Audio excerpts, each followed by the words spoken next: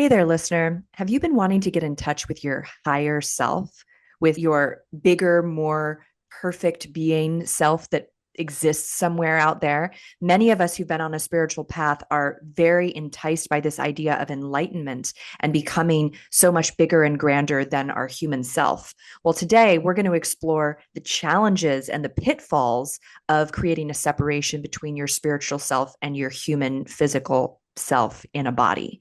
I'm going to be talking with Lindsay Schroeder. She is a spiritual wellness mentor, intuitive business coach, and priestess, and she's called to support those who are awakening and ascending. Her work is here to support you on a pathway to conscious creator. We're going to explore the intersection of the scientific, the somatic, the physical body, and the more higher, quote unquote, spiritual planes. Stay tuned.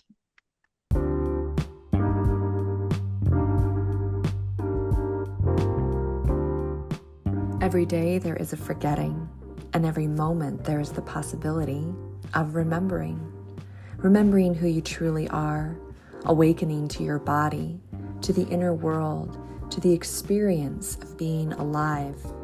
Here is where you find the beauty, the joy, and here is where you free your soma. I'm your host, Aimee.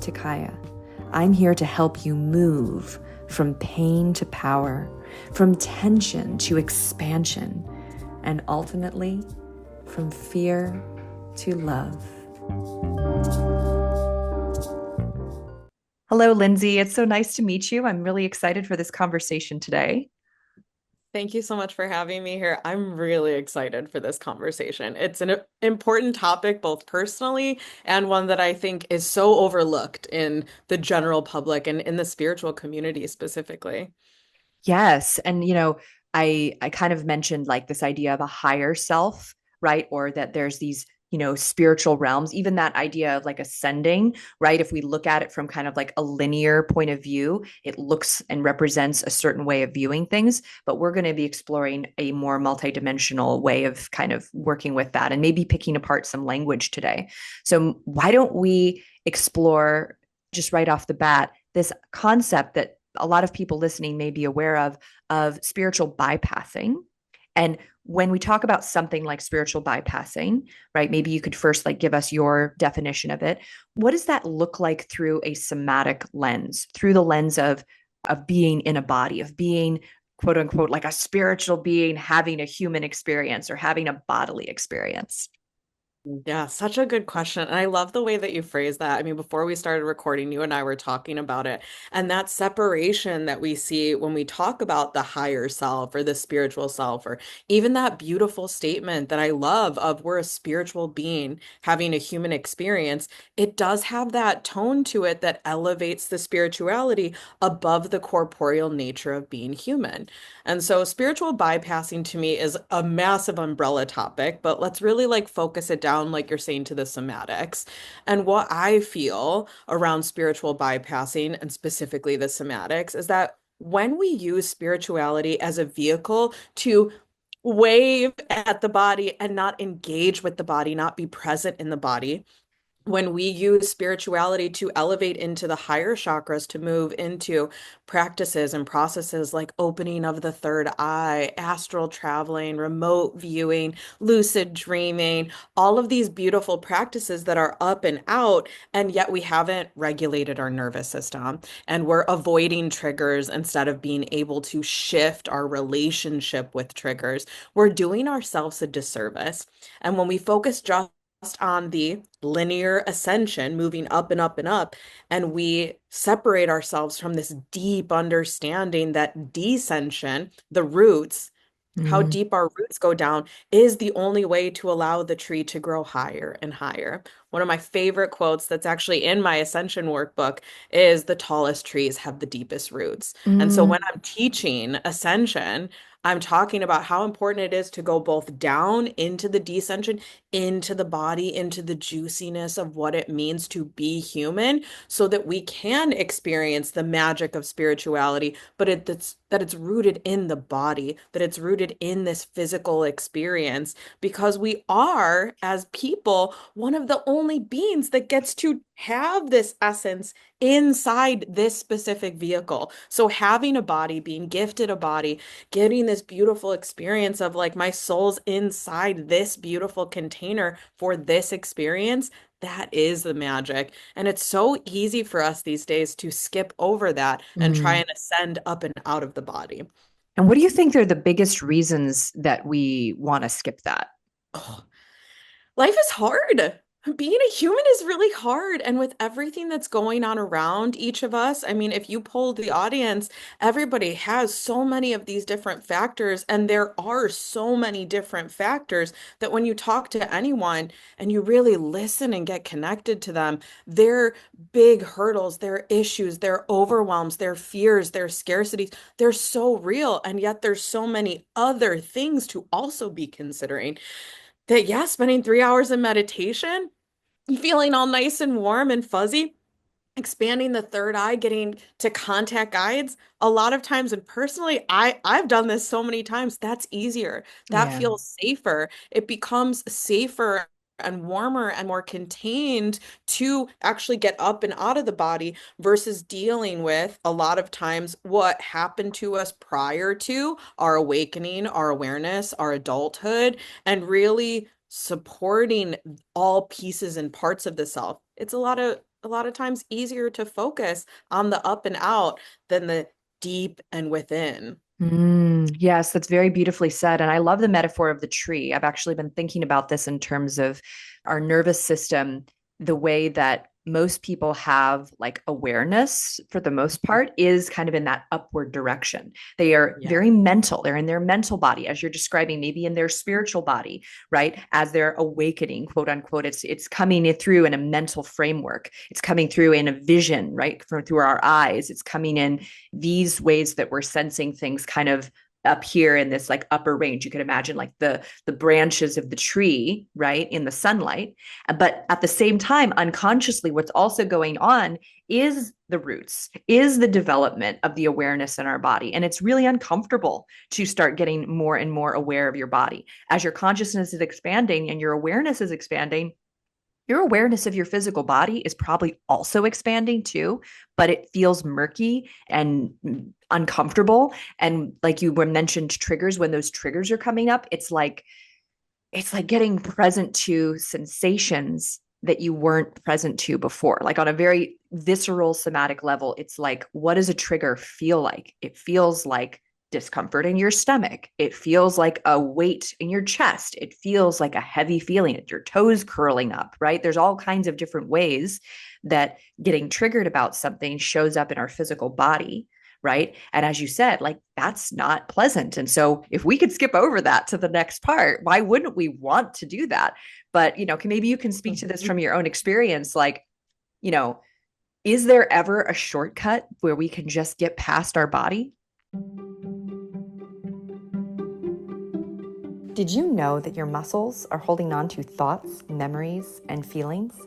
If you have a tight neck or back, you're not just getting old, you're experiencing a buildup of tension from the life you've lived.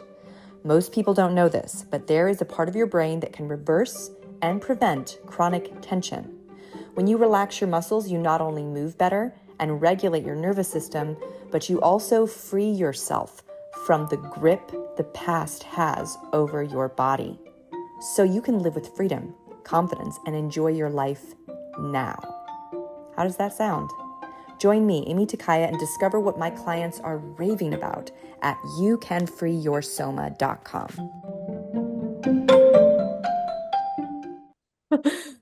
The short answer and the long answer is yes and no. So, like, yes, there are things you can do that will bypass it. And for a Mm. while, you feel like you figured it out. Like, the first few times that I found these, like, quick release or quick presence things that would regulate my nervous system, like when I started sleeping with a weighted blanket, I was like, ooh, I got this. Like problem solved. Like, okay, I'll do this one nice thing for my body, and then I'll just keep staying focused on this outside, this outside, this outside.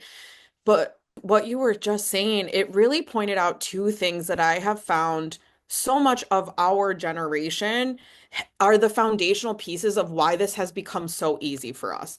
Number one, I think a lot of us were brought up being told to suppress our feelings Mm. and to push down what now, when we want to descend, when we want a somatic, now we're having to relearn what it means to actually be in the body and listen to the body. A lot of us were told things like crying is for babies, or we were put in timeout and separated when we had emotions and feelings. A lot of us were brought up to follow the rules, be a good kid, make it through.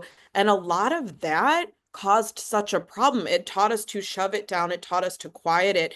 And we weren't pairing that with, okay, now when you get home and you have the space, here's how you unpack your feelings. So I think those two things have just built this infinity loop of most people don't actually know how to feel their feelings. Like I have taught courses and master classes and trainings and included it in my memberships. And the number one thing we start with, I'm like, you telling the story in your own mind or out loud of the situation that brought about that physical sensation is not the same thing as feeling your feelings. Like you are describing sensations. What is happening? My toes are curling. There's a pit in my stomach. My face is flushing. Those are sensations. A lot of times when we're describing our feelings, we're saying what somebody said to us and what happened. We're telling the story and we're not focused on what's happening inside my body.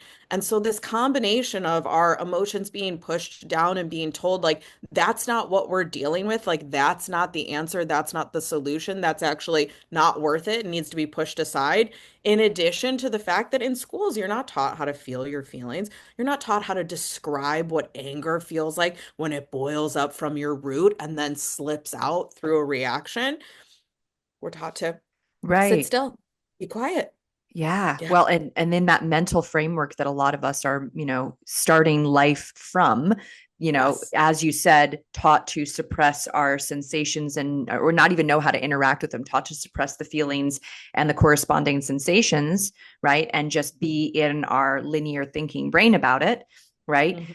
Our linear brain, I mean, even just the definition of the term linear, it craves beginning, middle, and end. And so it wants to find where's that conclusion, where's the end, when is it over now, so that we've finished that chain of events and it's done. And there's a certain kind of satisfaction I think that we get psychologically, right? Even in our nervous system, closing that loop, it's done Yes. now. And so we want to hop ahead and skip ahead to the done part. What you're speaking to is that middle space, right? And that's why that kind of the question, is there a shortcut? Is there a way through that middle space where we don't have to feel our feelings?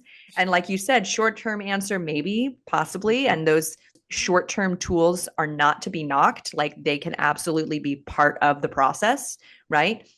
Oh yeah. You're if you're having like an intense emotional response and you're driving a car, it might not be the right time. You know what I Yes. mean? Like But being something. able to move through it when you need it. Like, oh my God, I just dodged that accident. Or, oh my God, my boss said, hey, can I talk to you? And you had the full-blown panic attack. And then he's like, hey, I was thinking about getting lunch for the team. And you're like, okay, now I have to like go into another meeting and I need to regulate quickly. Or your anxiety pops up before you're giving that presentation. These quick fixes are helpful, but they're tools. They're not really solving the root, learning a new process, and they're not helping you to complete those cycles. And so I Right. find when we start to cheat and we start to do these like quick fixes and we aren't coming back, then once you actually get hit with, okay, now we need to complete this cycle, you have so many that are open that once Right. you start focusing on one, you are inundated, you are overwhelmed, and you short circuit yourself. So, this situation that could have been closing the loop on this one situation actually brings up all the open tabs that you have, and your computer short circuits and shuts down. And I'm finding that that's what's happening to a lot of people is that we have found these quick fixes, but we're not looking and from a very Western perspective, this is like our total MO of like, let's just solve the symptoms and let's just pretend that a root cause is like nada yada, not a thing, no worries, just keep plugging and chugging. But when you actually face it, a lot of times this happens when people have their awakening or really start to explore consciousness, or you find that one book like the Four Agreements, or something opens you up and you start to have this broadened perspective that takes you from that linear mindset to, oh, wow, what if it's all connected, both Mm. inside me and outside me? And then you're presented with all these open tabs. Yeah, I love that. That's a really great way to look at it in terms of the open tabs, because I felt that. I've personally felt that cavalcade before when, there's too many things that you really have left loose ends, right? You're just sitting around, Mhm. and then one thing just tips everything over the edge. And then it's like all the things that, you weren't dealing with just come crashing down on you, opening, a closet door full of like stuff you've been shoving in there, right? For Yes. weeks and months and years. And I think it's the accumulation that, really can sometimes frighten people from like, doing the real work that needs to get done. Because the thing is it doesn't all happen in one session or one meeting or Yeah. one retreat, right? It is a long form process that takes place gradually with time and consistency. And that's why reorienting to dedication. And maybe you can speak to that because, our spiritual, awakened self can be really powerful in helping our human self. And I think that in a way, that's kind of, if we're going to put things in a linear framework, like our spirit is here to help our human self, to be in service to it, not to be like the human self is my little, vehicle slave. It's like, no, Mhm. like our spirit self is there to guide and help our human self through these heavy duty unravelings, right? Can you speak a little bit to that? Yeah, I love the imagery of the different ages being like the physical body and the higher self. That, like, when you're a little kid in your human body, your higher self might be guiding you before you understand what gravity is, before you understand what, like, ooh, that's too hot. And it's like helping to keep you safe. But later down the road, when you're older in a physical body, your inner child then becomes your higher self and is reminding you of play and of being present and of how enjoyable the tactile sensations are of getting to see and getting to smell and getting to taste. So I think instead of us looking in that linear fashion, to look more holistically and say, yes, in every moment you are both a body, you are both a mind, but you are so much more than that. You are those memories and you are those sensations and you are those experiences and you are the work that you are doing and you're the awareness that you can connect to and you are these magical pieces of yourself experienced inside your body. So feeling like your spiritual self is all around you, and you can actually fill your physical body with more and more and more of your soul, your essence, your higher self, that which you believe in. Because there's so many different labels and titles for this. And I really encourage everybody listening to just take the one that fits you and then kind of like let the rest fall into the way fall to the wayside. So if you believe in soul, then think about it as when you are connected, you can bring so much more of your soul into your body. If you're much more energy focused, or maybe you believe in, an auric field, or you believe in your electromagnetic body, depending on your perspective, but your energy, your focus, your presence, you can bring it more into the body. And that for me is this descension process of a lot of times I can't feel my ankle or my knee or my left ring toe, but when I do the work, of the discipline, of the practice of regularly getting back into the body. And like you're saying, closing some of those loops, just being present, just like you're working with the computer. I love that little Instagram of like, there's 87 tabs open, one's playing music, I can't find it. And truly, just like I had to learn how to turn my computer off at the end of the night.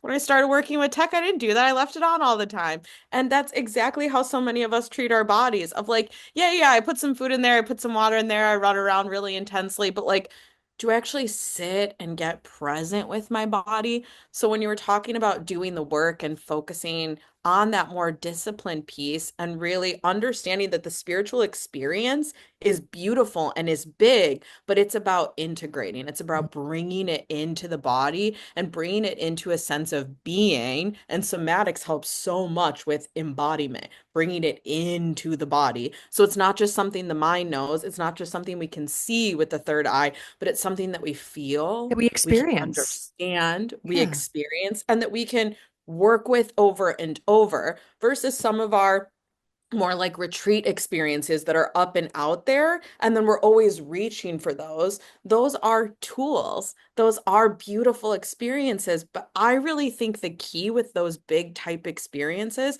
is it is teaching you and showing you and presenting to you that that is fully available inside your own self with only your own self. So Yeah. that's a lot of the place that I work when people do work with plant medicines, retreats, big experiences. Like you go to a breath work, facilitated weekend and you're like, I naturally drop DMT in my head. And that is something that you are able to do consistently with your own body. That is an embodiment practice of being able to do that with only yourself.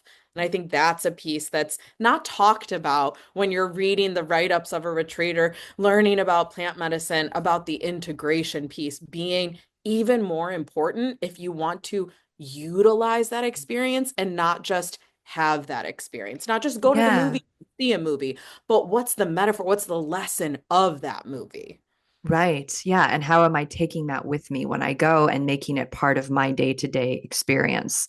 It's Yeah. interesting. I think like the body practice element to it is it's one of these things that we have a lot of models for in terms of fitness and yoga and all these different ways that we can experience our body. And any of those ways of moving or being in our body can be done somatically, meaning with that feedback and acknowledging and honoring that ongoing moment to moment feedback and dancing with it and learning from it. Or it can be done not so somatically, which is Mhm. to ignore your sensations and push through it. Oh, that's starting to hurt, but I'm just going to keep going because I'm a badass and I'm strong and I'm tough, right? And I'm just going to muscle on through this, right? Whatever that Yeah. is, or, oh, I don't want to look bad. I want to look good. So I'm not going to stop doing what I'm doing right now. I don't want to stand out and seem like a bad student. Any of the stories, Mhm. right? That would keep us in that place of disconnection, right? And what's crazy is that you can't really see from the outside, like in a picture or in a video, what someone is experiencing internally, right? Yes. It's not something we can see from the outside. We can't know what that person is experiencing. I was just talking about this with one of my clients last night. It's like we have these visual, and again, this is that mental framework model for what it looks like or what it should be like. And the truth is that it's very individual and it's very like imperceptible to someone else. It is a personal interior experience, right? And then where I'm going to bring the spiritual side in is that as we tune our spirit to our own physical body, that's when it's not seen, but it's Mhm. sensed. We can start sensing in another person, in another being, in another group or an activity. We can start sensing whether or not it is a space or a person or a system that encourages integration or encourages unconsciously most of the time disconnection. Can you speak to that sensing, kind of like that animal Yeah. quality of being able to sense in once you have that kind of loop going between your spiritual body and your physical body? Yeah, I think a great example of this is like you're speaking to in like a gym or a class where you're focused outside of yourself versus focused inside of yourself. And I'll use the expression of, are you telling your body what to do as a performance for you? Once again, I am the driver in my head going, okay, body, do this, pull this, push this, look like this versus okay, I am allowing this class, this workout, this lift, this run to bring me into connection with my body, to ask my body, to listen to my body. Am I just giving directives or is this a feedback loop? Mm. And I think that's a place to start when we are trying to get deeper and more connected into the body for the benefit of, like you're saying, when you get further into your body, when you are more connected and you're not just telling your body what to do and forcing it forward like you're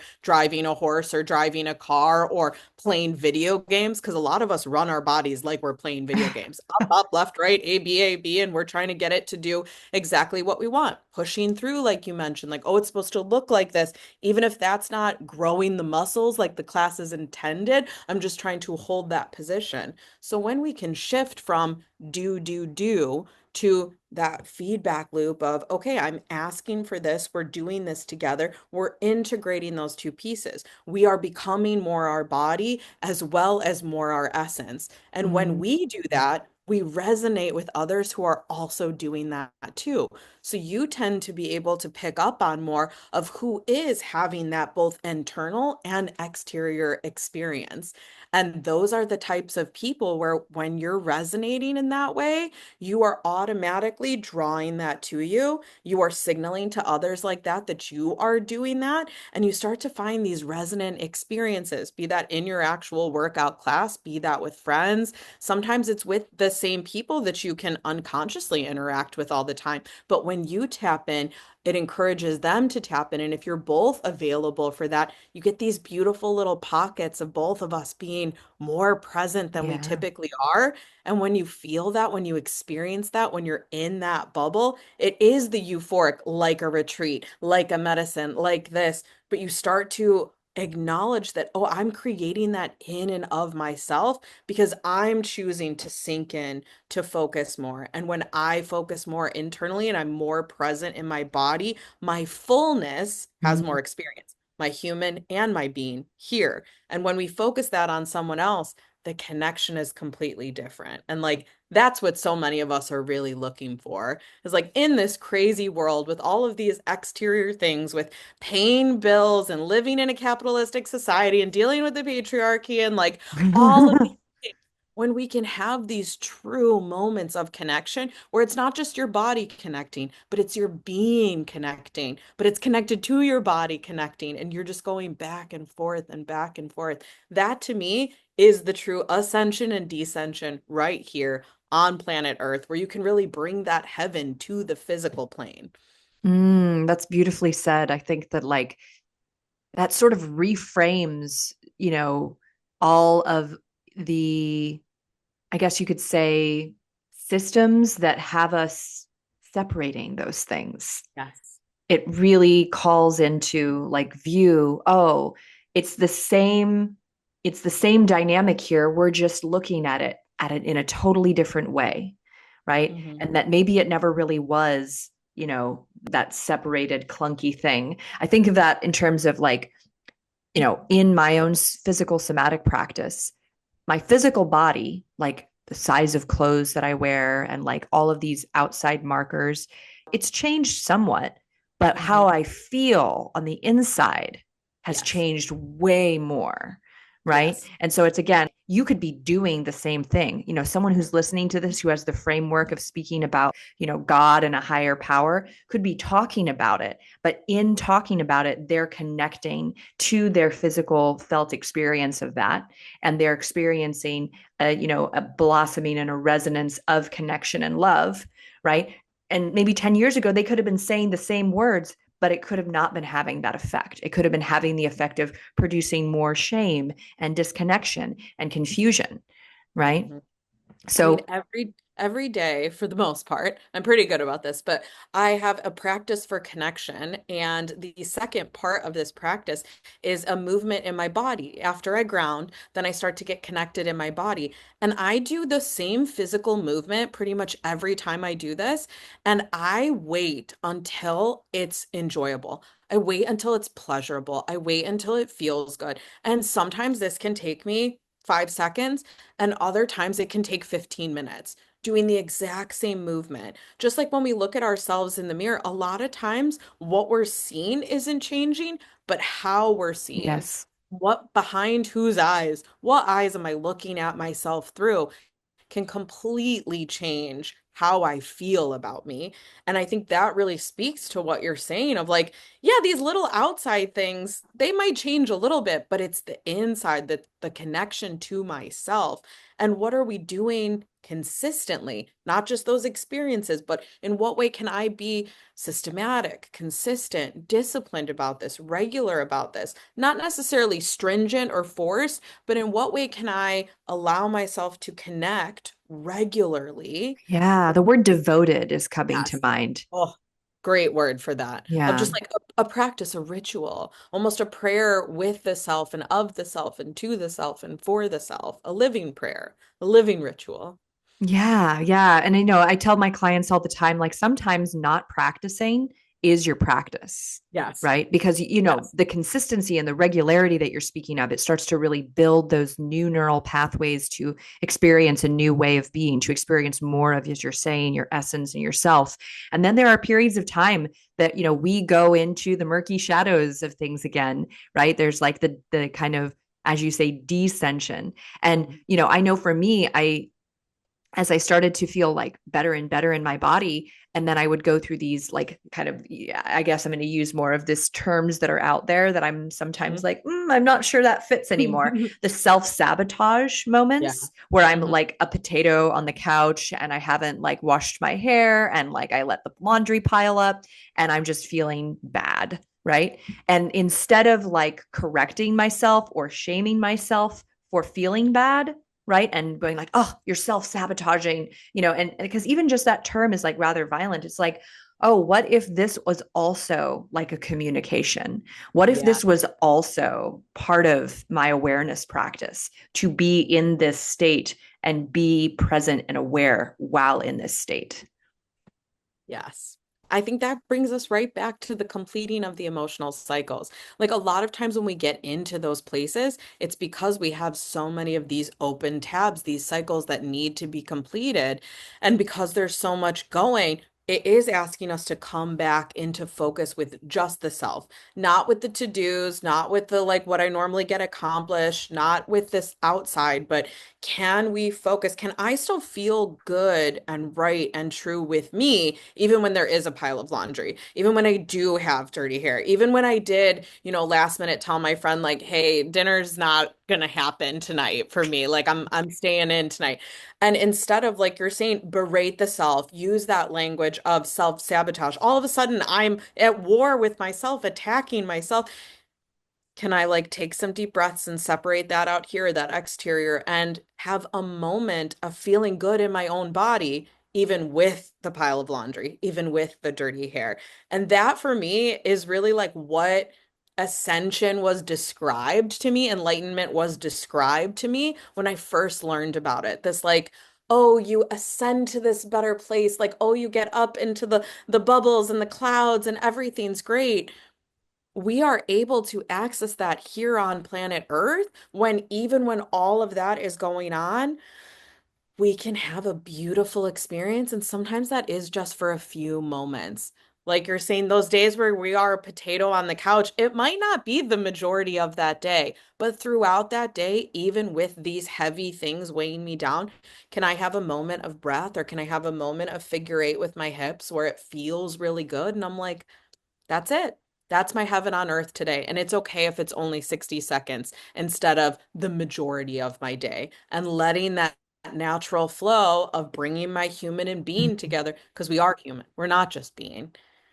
Yeah, Mm, it's this is where I've been working a lot in the last few years, because as you, and maybe you can speak to this too, but as you follow your passion, as you get more and mhm, more like excited about being here, right? Then you just automatically start to take on, I wouldn't say like more stress, but you take on mhm. bigger bites of things. Yes. You're like, Yeah. you're ready for it. And in taking on those bigger bites of things, you have to recalibrate your physical body, and your capacity, and your self-care also has to increase. And that's a learning process, right? Because you're heading Yeah. into new territory, right? So maybe you can speak to kind of like, as an intuitive business coach, what are some of the questions you ask people to gauge like how balanced those Yeah. places within themselves are? Like, can we handle the thing that we're asking for? Like you're saying, these big Mm. bites. So a lot of times when I'm working with soulpreneurs, the like, I'm not just an entrepreneur, but I'm actually following my dharma and I'm weaving that with business. Whew, that's a lot of self-reflection. It's a lot of inner work because all of your inner stuff comes out into your business.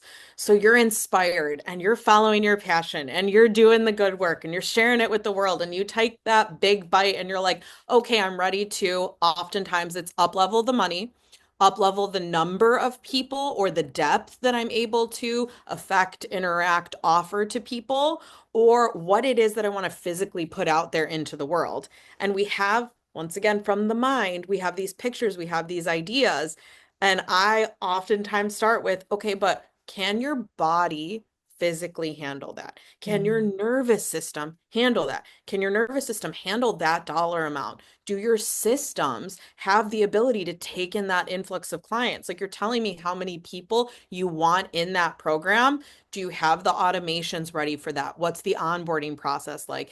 Is there a part of your physical body that when it thinks of that panics and wants to shut it out because it's not prepared and not ready for it? So a lot of times when we are doing things like launching or buying new companies or merging or bringing, like the first time you hire somebody in your business, ooh, solo entrepreneur is the first time that you'd give away a little bit of that death grip of like, no, no, no, I do everything.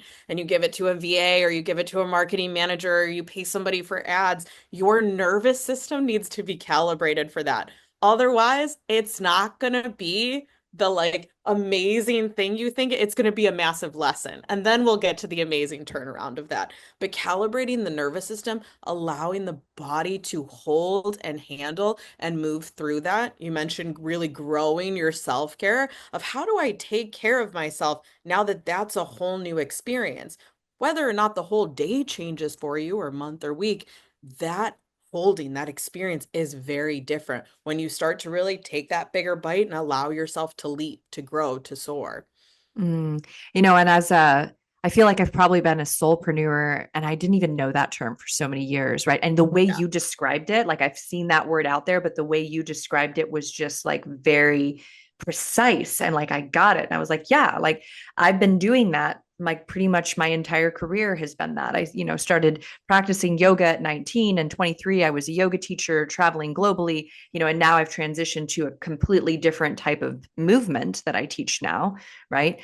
But that that passion and the I am my business Yes. is me, that Yes. feeling of being kind of like intimately spiritually merged, like purpose, passion, and what I do for a living, right? It's a very intense place to be because, and for the people who are listening to this can probably relate, like you don't ever feel like you're able to turn off. You feel like you're Yeah. always on. And that's kind of like the dark side or like the heavy side to things, right? Hmm. But the brilliance that's possible is that, you know, any work that you're doing, anything that you're going after, you have your whole beingness behind it, right? You Hmm. have so much that is going to keep this thing going. And so once again, as you're describing, it becomes that like that balance, like how rooted am I in my daily practice, in my self-care, in attending to my physical body so that I can show up the way that I am desiring to, right? And that those roots are going to, I guess, match the creative vision, right? Again, going with that tree model of Yeah. like as below, so above, as within, so without, right? And that's a dance. And I think that, Yeah. in my 20s, when I look back on like how I taught yoga and how I practiced, it was not very somatic. I didn't even know what the word somatic meant, and I really did burn myself out. For people who know my story, I ended up in chronic pain as a yoga teacher, as a world traveling yoga teacher who on Instagram looked really good, but Mhm. inside was having a, pretty horrific experience on a daily basis, confusion and pain in my body. My body was screaming at me, right? And, as someone who's guiding other people in building their business, I think that what you're offering is so essential. And I'm very grateful that like I met people very similar to you when I first started out, and I was already, aware of the what can happen, the what can Mhm. happen when we get Like disconnected, a minute. even when we have that Yeah. really grand vision and grand Yes. purpose, right? It can become something that drives our physical body to, to pain and Yes. destruction, right? Yes, so much so. I think when you are a soulpreneur, and so many soulpreneurs, like you're saying, I've been that for so long and I didn't necessarily have the language. Yes. When you put yourself up against someone else who is not doing it in that way, is just an entrepreneur or has a career, but is not, oh, I live, breathe, sleep, like every little bit of both who I am and what I do is all like infused, you're not only dealing with the difficulty of business, the pitfalls of business, the hurdles of business, the roadblocks of business, you are also dealing with all of your personal roadblocks, hurdles, issues, pitfalls, and it's showing up in your business because it is you. Even if it's just little pieces and parts and facets, like with my business, yes, I'm teaching like feel your feelings. Or a long time ago, I was teaching about the moon and about manifestation. That's not all of me. That's not only who I am, but there's a piece of my true heart and soul. Like you, when you're offering these you're like, this is what I'm dedicated to. This is what I believe in. It's a manifesto, so to speak. And when you're offering that to the world, when you yourself or your business is having a lack of confidence, or questioning self, or the moment where you start teaching something that's a little bit at your edge, or you're pushing your own personal work and yet you're still teaching this old stuff that you Mm. believe in but is the foundation of your practice that you're not really focused on anymore. How do you continue to do both of those things? And these are facets of being a soulpreneur that is not very talked about. And there's not a lot of solution and support. There's not a lot of community to really face that. And yet, so many of us are like, how do I do this? It's a whole new way of doing business. And I really believe that like this is going to help shift our planet. This is helping to match the upgrade that our planet is going through. That this is how so many of us are working through our own personal things. Instead of you focus on your 9 to 5 and then you go home and you have this tiny little amount of time to work on you. You're like, no, I'm going to put me into my business and everything is going to be Mhm. this personal practice and professional practice. And when you get over some of those humps, you get the success both personally and professionally. You make that bag when you move through your personal stuff in your professional business. Right. And that gets us back to kind of this idea of like, we're not going to jump ahead. Our body won't really let us jump ahead Yes. to that next level of income, to that next, grand vision that we have without first having dealt with all the open tabs, without Yes. first having dealt with and having a game plan to consistently take care of our physical health and well-being on a very visceral felt sense plane. And as much as feeling your feelings is uncomfortable in the beginning, I think that what you're speaking to is that it can get beautifully married with our Mhm. spiritual practice.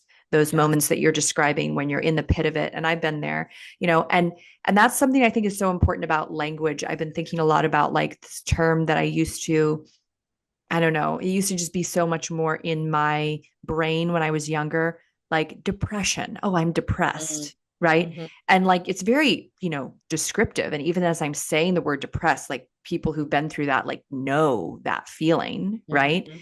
But, what if I were to use another word to describe it that allowed for more spaciousness, and that what they used to call depression for like, centuries was melancholia. Yeah. And that word has like a completely different resonance. Yes. It like there's beauty to it, melancholy, there's grace in it, you know? And so sometimes it's not just the reframing, right? Mental reframing of what we're experiencing, but tapping into that spiritual self that's always there, that's part of our energy field that can hold space for the little human who's, at this moment, maybe very little, maybe the infant self, or as you said, the child self, you know, the core wound self who's like having a really shit day. You know what I mean? Yeah. Like, that sort of dance and playing with all of that is so, it's so different than what we've been taught. It's so different than the pigeonholing and the thing that we think we want to escape from by spiritual bypassing. Yes. This idea that we want to like move through it quickly, like we just want to check it Yeah. off. I encourage you guys to like just suspend your judgment for just a moment and really consider this. Because what we're talking about is having a process that works for the self, that allows you to complete these cycles, that allows you to be in the body when you might oh, nope, no thanks. I want to get up and out. I want to bypass and remove. But once you shift your perspective, once you work with it differently and you find a way that works for you, realizing that you have an open tab becomes exciting. Becomes, okay, like I'm just going to go give myself a little bit of time. And when you connect with those different parts of yourself, like sometimes it is a pre-language need, a pre-language trigger. Yeah. So sometimes I'm sitting in the fetal position and I'm rocking and I'm just like letting some tears come out, but I'm listening to that feeling, I'm listening to that emotion, I'm listening to that thing, and I give it to myself right away. And all of a sudden I feel immediately better. And especially coming from a history of trauma, coming from a history of awakening, coming from a history of all of these things, closing that tab, completing that cycle and watching it like float off like a little dove from my like magician's hat, it is such euphoria to know that like when I am hit with that, when I am faced with that, when I go from unaware to ooh, conscious observer, I see it, I got it, I can do something with that. It becomes so exciting. And it takes you out of this perspective of happiness is a destination and it Mm. turns it into joy, happiness is the means of travel. And so both your body is the means of travel and joy and happiness and awareness. You realize, oh, even in my melancholia, even in my grief, even in my sadness, even in my overwhelm, I can experience pleasure in the body. I can experience joy. I can experience euphoria. And that really brings the enlightenment down here into the body. And I think that's truly what it's about. Like, the ascension enlightenment of like all of a sudden we like dematerialize and we're not physically here anymore. I don't think the majority of us are actually aiming for that. Mm. I think we're aiming for this presence of both that like, can I have this deep enjoyment of my life even when insert outside things, insert outside upheaval, insert blah, blah, blah, and feeling like, wow, yeah, I can still fully choose this, fully be present with this, and oh my goodness, actually enjoy my grief or sadness or Yeah. overwhelm. Give my body what it's asking for. I'm listening now. I'm here Mm. with me now. And there is a part of me that does enjoy my bitchiness. You know what I Yes. mean? Like, just And like that's actually, never talked about. yeah. And that if I Hmm. just let myself be grumpy and let myself Yes. be, and I don't, and I've gotten better at it with my husband, with like having him understand that, Hmm. it's not personal. And like if I'm seeming kind of like rough around the edges today, like I'll tell him, like I had a really big event at my house. And sometimes when I have these really big outpourings of energy and I do a really big event, there's like grief afterwards. There's like a little Yes. bit of pain afterwards.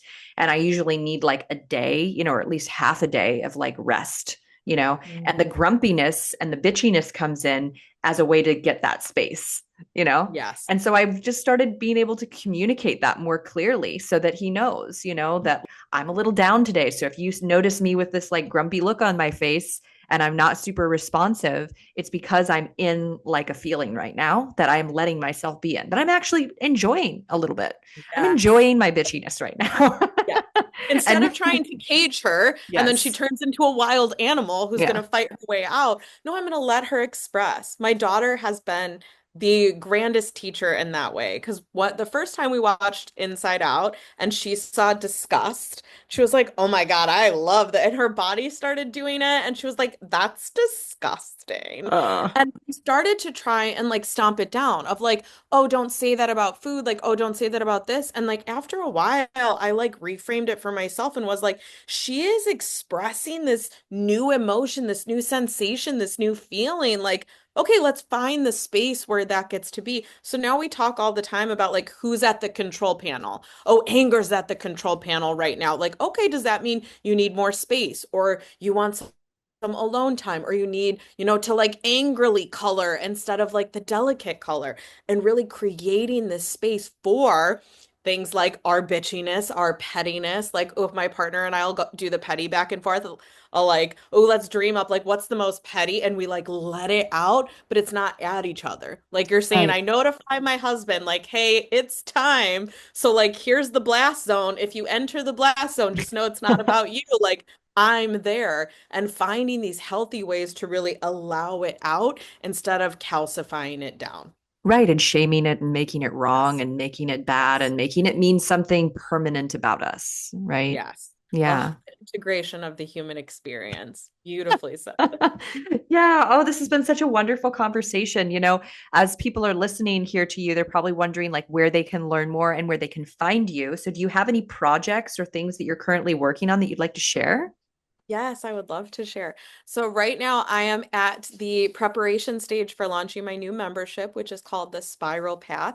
So it is based on a 13-month calendar, which is really like talking about how we can align with the rhythms and the cycles. New Year's has always been a difficult thing for me. I'm like, January 1st? New Year? It's like, and I'm from Chicago, so it's cold, everything's dead. I'm like, this is not the newness time. So I decided instead of launching my membership at the beginning of the year that I would launch it the new moon before the solstice and really focus on like, okay, how do we warm up? How do we prepare? How do we shift from the inner winter to a spring? And so my new membership is all about redoing and relooking at inner work for productivity, not just inner work for the doing, to do the inner work, not just meditation to get good at meditation, but inner work to get good at life, to see Mhm. these results like we're talking about today, not just ascend and have this beautiful experience up here, but not enjoy your physical life. It's about bringing those two things together. So if you want to get a taste of some of the work that I offer, I'll provide you the link with my free awakening guide, which we've talked a little bit about and speaks to the deepest roots, create the tallest trees. And I'll also send you guys the two-part embodiment practice that I love, that I offer because it shows you behind the scenes of my own embodiment practice, which I think is really important. And as a movement specialist, letting people see the weird stuff that we do in our real practices, I think is so important. So the first part is just like watching me be present with my own practice. And I explain all the why I'm doing this and why I'm itching, and why I'm moving that way and why this. No fancy lights, no fancy makeup, no fancy outfits, just like my true real practice. And then I offer a guided practice so that after you have gotten all the discomfort out by watching me do weird stuff, hopefully you will be very encouraged to then allow yourself to be a little bit weirder, a little bit more authentically expressed, a little bit louder, a little bit more primal, and really create a space for your body to engage as much as our minds and our imaginations engage with our practices. I love that. Yeah. Being the weird one first is such a great way to break the ice and allow other people permission to enjoy their full range of possible humanness, right? So I Mm, love that. I think that's fantastic. And what's your handle? Where can people find you? Do you have like that website? I mean, that stuff will be in the yeah. comments, but some people I know listen and like I'm like that. I'll just like listen and like look it up. My Instagram is going to be the main place while we're figuring out where off the meadow we're all going to go as these new places are blooming. My Instagram is still my main space, and my handle is Our and R, OURANDARE. If you've checked out this podcast, please send me a direct message. Tell me what stood out to you. Tell me what you're focusing on. I love to hear your reaction stories because from a conversation this juicy, the thing that stands out for you, it tells me so much. It shows me so much. So please engage, reach out, let me know that you listened and what spoke to you. Oh, fantastic. Yes. So, as we're kind of closing our conversation here, Is there any last words about this whole process of, inner alchemy, bringing our soul to connect with and hold space for our human experience and, giving our soul ways to learn from our human body? Is there any like last words of wisdom here that you'd like to offer? Yes, I know that the upper chakras are bright and shiny and so exciting, but I want to encourage everybody to really explore the root, the connection, the sinking deeper into the body, the sacral, the expression of creativity and sensuality. And I want to put a specific caveat with the sensuality for the self, first and foremost. Being able to conjure and create and stoke that internal fire with yourself and for yourself.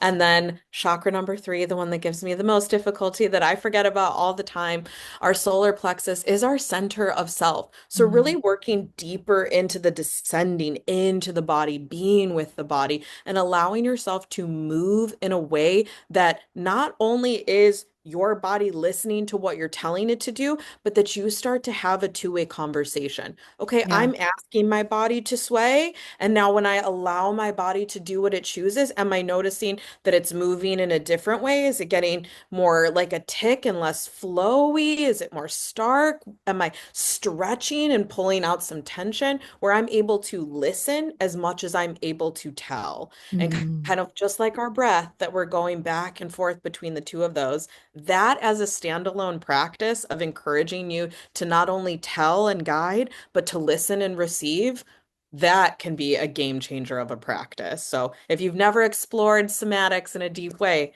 try just that. Mm. After you're done with the episode, just close the eyes, take a couple deep breaths, tell the body one thing, and then give it some space to listen. I love that. Yes, and the intuitive movement and, very similar but different to like the somatic kind of movement tool that I use. Like there's so much that can be found in like just going with the practice Yes. of going with and not pulling against or away from ourselves, but leaning in, as they say. So Yes. thank you so much for this beautiful conversation. It's been totally on point, and I loved everything that you were able to transmit and share. And I really look forward to continuing to be connected to you.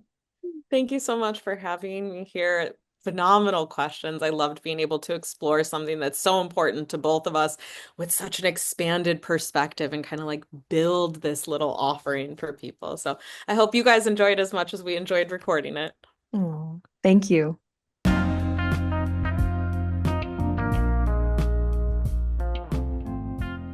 Hey there, friend.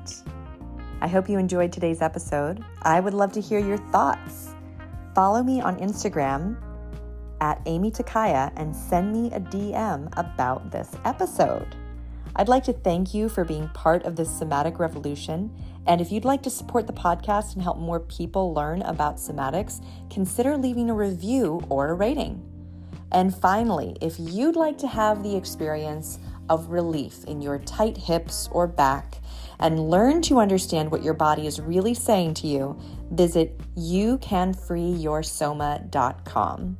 I can't wait to share with you what is truly possible. Bye for now.